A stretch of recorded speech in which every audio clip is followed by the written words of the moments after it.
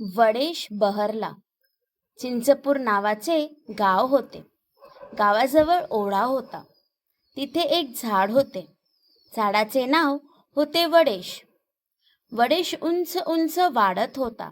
जणू काही आभाळाला भिडला होता. आजूबाजूला खूप खूप पसरला होता. फांदी फांदीवर पानेच पाने होते. पाने हिरवीगार होते. झाडाखाली थंडगार सावलीत बसायला फारच मजा यायची. झाडावर चिमणी, कावळा, खारुताई, मैना, राघू राहायचे. किलबिल करत बोलायचे, गोड गाणी गायचे. वडेशला पाखरांची भाषा समजायची. तो पानांची सळसळ करून बोलायचा आणि फडफड करून रागवायचा. पाखरांना पिल्ले होते.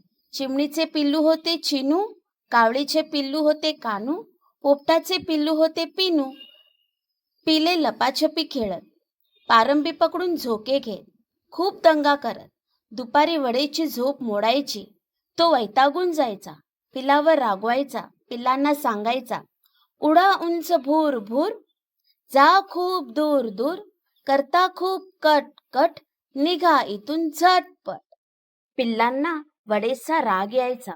ती वडेशचे नाव आईबाबांना सांगायची. नेहमी नेहमी पिल्लांचे बोलणे ऐकून पाखरांना वडेशचा राग आला. अचानक पाखरे दूर निघून गेले. इथे कोणी बोलायला नाही, कोणी खेळायला नाही. आता काय करावे? वडेशला एकटे एकटे वाटू लागले. हिवाळा संपला. ऊन तापू लागले. फांदीवर तांबूस कोवळे अंकुर दिसू लागले. ते हळूहळू मोठे झाले. मग पोपटी होत गेले. कोवळी पाने दिसू लागली. पाने हिरवीगार झाले. फांदी फांदीवर हिरवे हिरवे ठिपके दिसू लागले. ते हळूहळू लालसर झाले. मग फळे लाल चुटूक झाले. जाता येता पाखरांना फळे दिसू लागले. ती शीळ घालून वडेशला हाका मारू लागली. वडेशला पाखरांची ओढ होतीच.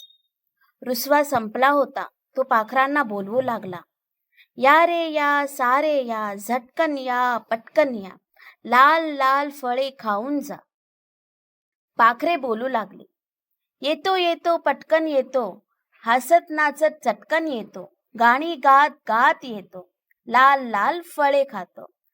पाखरे वडेश जवळ आली. नवी घरटी बांधली. वडेश जवळ राहू लागली. वडेशला खूप आनंद झाला. मोठी झालेली पिले पाहून वडेश बहरून आला.